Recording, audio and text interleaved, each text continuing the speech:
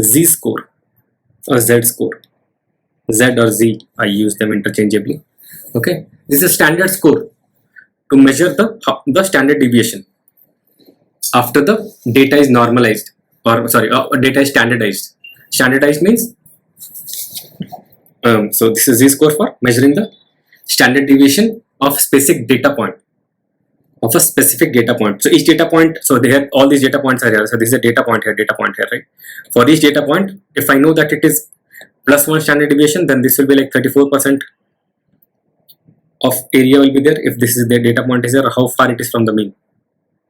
Okay, if we know that, then we can find out. So if this, okay, so for example, if I have another standard, if I have another distribution whose mean, okay, whose mu, okay, is not, okay, so let me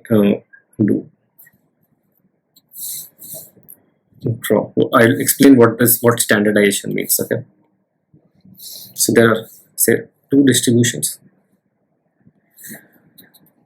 and the mean for this is, say, for example, this is 0 and this is 5. Okay, so it's on the number line itself. So but the distribution, say, everything is identical, the variance is same, the sigma for them is same.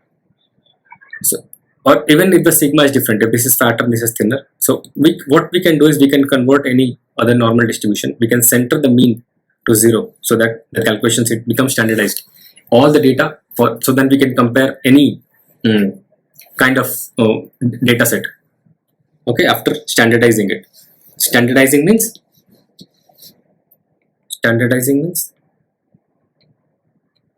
mean centered and variance scaled, variance is for the sigma, and generally variance, instead of variance we use the standard deviation for scaling, because the data or the units of the data point and the standard deviation, they are the same, because standard deviation is square root of variance. Okay, so for, if we write the formula, how do we write it? So Z score, so that is a standardized score, so that's what I was trying to explain you.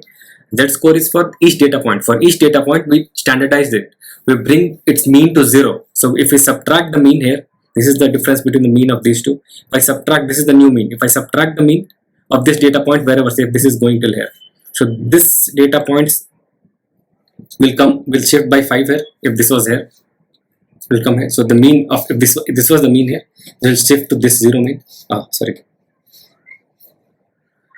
that's what I mean. And even for all these data sets, right? So they will, if I subtract for all of these data points, they will shift, this complete thing will shift here, and this will become a bell-shaped curve, which is centered on around 0 instead of being centered around around 5. All these data points, if I subtract 5, 5, 5, 5, 5 from this, they will all shift here, -5, -5, they will all shift this side, right?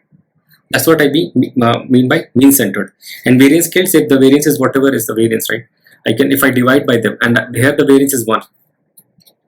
Here if I say the sigma is equal to 1. So say for example, if the sigma here, this is more thick, sigma here is equal to 2.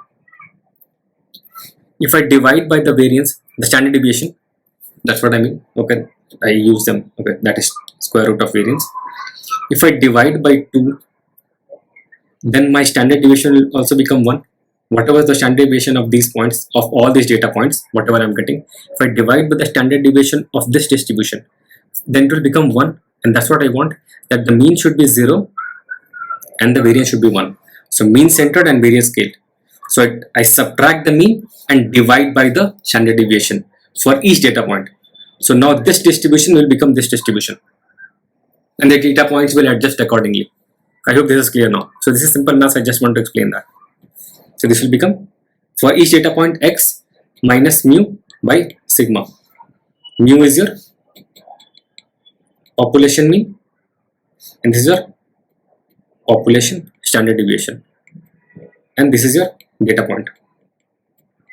So if I know that, so for that data point, after I have standardized for, and then I can use the Z score, that what will be the Z score if sigma is 1, because I know that plus minus 1 sigma 2 sigma. So now the units are standardized, it is 1 2 3, and now it's easier to compute or calculate. So if my data point is here, I can check whether how many standard deviations far it is from here, and what will be the area if I want to see the area of the curve under this. So I can just compute the area of the curve under this. This whole area will be there to the left of this data point. So there are other ways I can calculate for the left, for the right, depending upon that, but most common is left of the data point. What is the area under this curve? And since this is a PDF, you know that area under the curve of any PDF is 1, and in percentile terms it is 100%, and that's what I mean. So the data lies within this, means the area under the curve will be 68% within one standard deviation. I hope this is clear now. Okay, let's move. So this X is individual data point. Okay, so Z-score helps define the probabilities. So these are the standard probabilities of finding the data plus this standard deviation, the mapping. This Z-score maps these two values. Okay, so compares. So this is your and there difference between means. Okay, and difference between the this is difference between the data point and the mean, population mean divided by the standard deviation. I hope Z-score is clear. We will come again when we solve a problem, right? We'll again refer a Z-score table similar to what we saw in the student sheet distribution. We'll again refer a table. This will have all these values, and we can check out.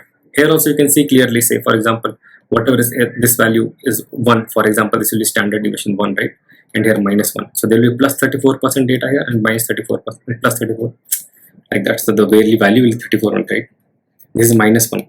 This will be +1. So the data, the percentage of area within this would be 34 plus 34 is 68.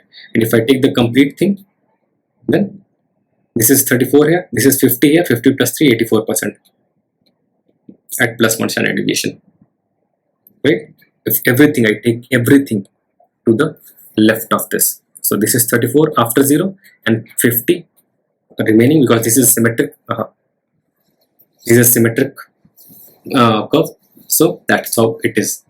So I can calculate, just map the standard deviation, how many standard deviations away that data point is from the mean after standardizing, and I can just get the location, how much area under the curve comes under this. Okay, a side mean or total area. That's your Z-score.